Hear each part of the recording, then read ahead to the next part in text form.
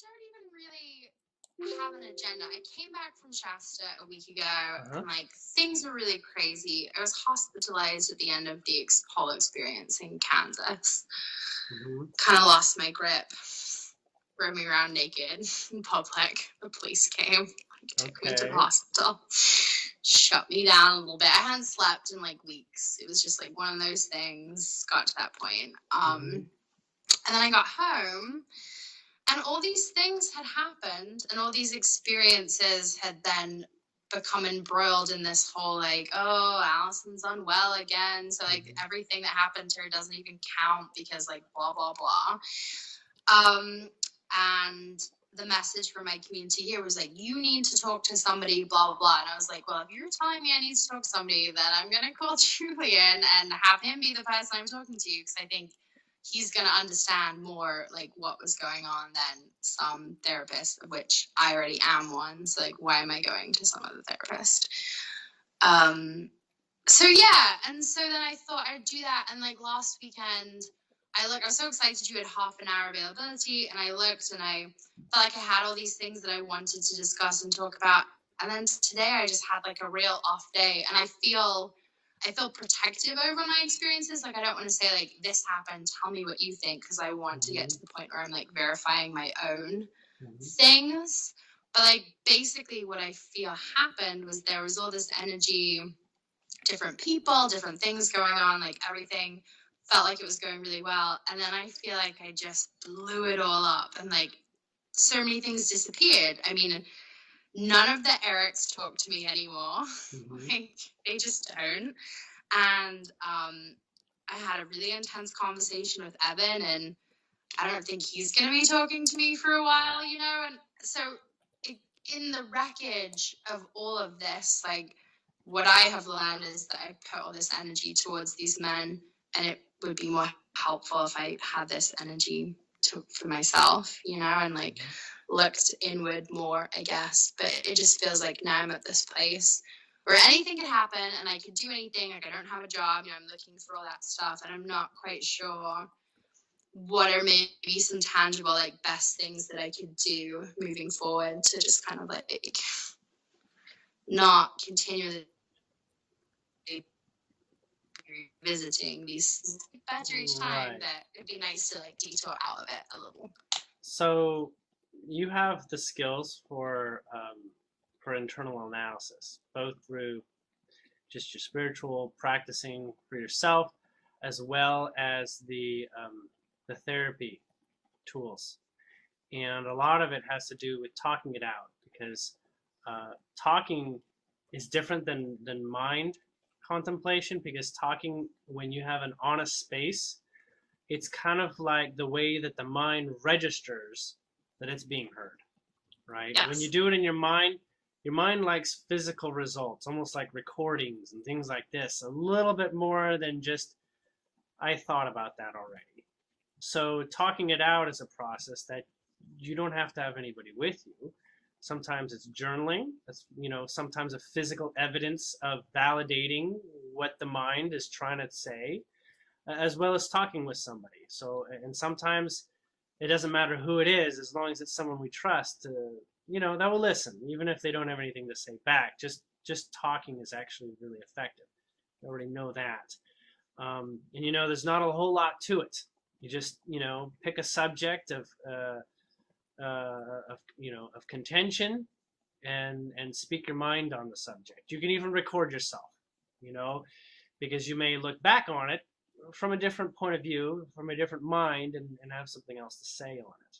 Okay, so you can do like the tape recorder thing, you know, you record yourself and what have you. When you have a space, you know, go back and you'll know that when you listen to a recording of yourself, since the voice is not exactly the way you hear your own voice, there's enough disconnect that you can actually treat this as a patient, because it's somewhat unfamiliar, right? The voice, you can treat this as someone else. Okay? Yeah. So, I mean, I will say from past experience of doing that, that it often feels very painful to re-listen to what I said, but I guess that's... So it's one way. I mean, honestly, when you're speaking to someone, there's a place where we tend to just unload, right? There's this, let your emotions flow. And that's actually extremely important. So on one hand, when a therapist is there and it's a person that you don't really want to unload, you want to sort of keep a little bit of a steadier presence than just sort of, go and cry in their lap sort of thing. Mm-hmm. There is purpose in that. So there are recordings that do that, and they in themselves are they repair themselves. If you get to tears and whatnot, there's not a whole lot that you don't figure out through your releasing in that very moment. It's the ones where you have a little bit more to talk about in the confusion sense. You aren't lost so much that you're crying, because crying is actually some of the fastest ways to get past boundaries. But there are things that you're not that way about, right? There's things that you're much more calm about. There's things that you don't actually have something to let loose. So in the process of recording, you can stop and say, this is not a recordable function, right? You can feel that out where recording is necessary and where it's not. You can save them, whatever. Revisiting those, has, substance at times, but oftentimes, when you get to that level of emotion, there's work going on in that moment. And to revisit that in that specific space is not as helpful. Now, we don't have a lot of time today, but let's get into a couple things just so that you're familiar with how the ball rolls, and so that you have a really good presence of mind as to exactly what's going on in the background, because a lot is going on in the background. You obviously have a much bigger understanding of what's going on than anyone else. So you at the center of the experience of you is going to have the ins and outs, the true feelings behind, actions that you take and have taken. And there's a place where you're actually addressing, this is clear for me, you're actually addressing how important other people are in response to how you perceive yourself, which is another way of saying, how important is everybody here? How important are my peers? How important and necessary are them? And your default approach is to not decide what they are for you, because you can decide by simple declaration and statement of being, but you're letting them bounce off who you are, and yet have not given them any sort of idea as to how they're going to do that. So you have no projections and you're open, and that's awesome. But actually your current proclivity of thought is not appealing. So you actually have more feeling that they're going to pounce on you than they are going to love what you're becoming, because, and this is, very specific, because they're unable to relate to your experience. Okay? The empathy bond is disconnecting. You're familiar with the empathy bond, getting a lot done. When you love someone, you can put up with a lot of stuff that is unfamiliar territory, right? But there's this place where that unfamiliar territory still is a new offering to people. Okay. Now, on the other level, with regards to the relationships that you call your close relationship, that is in the realm of the romance level of things, there is discussions for yourself on that that speaks to exactly what is romance, and what is that keeps showing up. It would not keep showing up eventually. So, it's separated by months at a time, as you've probably already noted. But why does that keep showing up? And what is it in there that's actually an unknown? There's an unknown, okay? And the unknown is when an unknown gets so strong, it becomes a fear. Because now you're like, I'm going to avoid this because I can't figure it out. I can't figure it out, so I'm just going to avoid it. But that's not the purpose. The unknown is actually a part of what you've been asking for that is extremely liberating. You're asking for your liberation. You're asking to prove that you are a sovereign being to yourself. And so in that process, you've got the number one things that show up in your life to help you address that. So as you know, the relationships directly are not codependent, right? There's this element of dependency that is not actually accurate. Yeah. And sorting out where that is would really help. I gotta pause it for just a moment and plug my computer in. Okay. So I'm just gonna mute 1 second.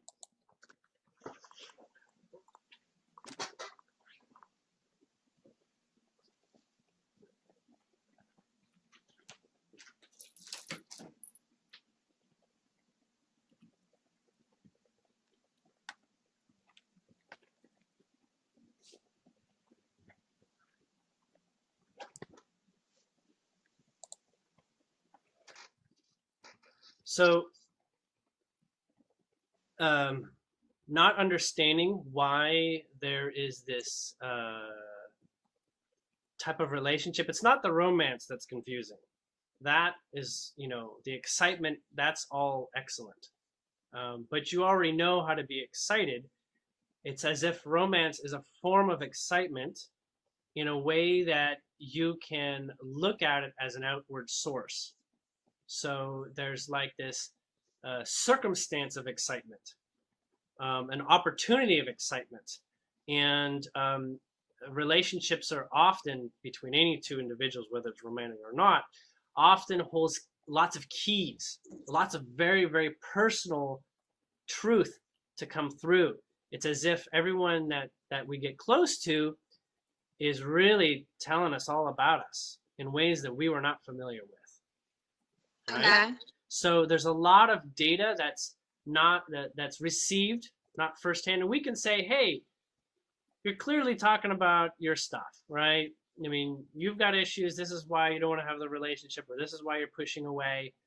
But even there's data as to why you're having that experience of that person pushing away. And on one level, you can focus on that person and understand why are they pushing you away or something like that. You can say that's why, and this is why, that. And you're very good at understanding other people. But there's a level where what you're doing with understanding someone else is actually a trick of the higher mind to talk about yourself, really. Okay? Yeah. In subtle ways. Now, you might say, I am definitely not like that person. And it's true. They have to be an exaggeration of maybe that's something that's only 5 or 10% in you. But that 5 or 10% is important data to understand that you're connected with, or that holds you in a pattern that you're not looking for, or that you want to be escaped from, or that you want to explore the freedom of being above it, or the freedom of actually being able to walk in that experience and get the very best out of it and not the very worst or anything bad at all. Like, I'm only interested in the excitement of a relationship, not in all the downsides. And I would love to see every relationship be the best in every moment, and loved and exploration and never-ending explorations of energetic passion between any two people. I'd love to see that. And that is a real world. That is a real thing that describes energy playfulness. And, we all deserve that. You're just particularly in alignment for bringing those keys to the greater world. So, you're honest in your expression of going through that journey. And as you do so, it is a revelation for others to see what you've discovered on your journey there. So they maybe, hear you for 5 minutes, but that 5 minutes is a summation of what you've done for years and a culmination. And that's like a key. They didn't have to make the key. You made the key. You brought that key into being. And 5 minutes can change someone's life, as you know, if it's the right 5 minutes. Even the way that you live your life, say you act upon discovering this key and you live from that, you don't even have to share it. You being you as someone that has unlocked that is extremely attractive, and people will want to figure out why you have that, why you are that way. People do this, and that's the curiosity between beings, especially ones that we're attracted to. We're attracted to where energy is flowing, right? You see, we're attracted to people with money. It's because that's a representation of energy flowing in a matter of fact of certain ways. But people who are, any type of really exciting thing that you find in someone, we want to explore what's going on there. We look at Oprah. Why is Oprah successful? Oprah's successful because on many levels, she's committed to herself. She's committed to herself, and therefore she has a lot to give everyone else. You see, as an example. Okay. In the same way, that's literally how you build wealth, by being committed to your own energetic abundance and not in a place where others, this idea of sovereignty, where others can take your abundance from you. That's a circumstance of my abundance is based on you giving me a stipend. No such thing. When you realize the relationship that you're having at every point, good, bad, negative, exciting, all those circumstances are actually of extreme value in one way or another, whether they're pointing out, great hindsights of your own or exploring the love, then you get to see a lot of what's really going on. And oftentimes, yes, relationships, you get to experience some crummy things after you've had the bond of love because, they're more invested and love you and willing to give you more time to speak, right? Or to express yourself or whatever. And that's where you get these relationships that foster this codependence of saying, we just want to be ourselves, and we actually let each other be ourselves. And that's ultimately the founding principle of our relationship, being able to stay together for so long. But even so, there's a point where you say, I want to be myself now, and there's some things I discovered that is totally not the ball game you're interested in. And that means, a relationship can change if you're ready for that. But if you're not interested, then our relationship changes. And maybe shuffle things around. And that happens.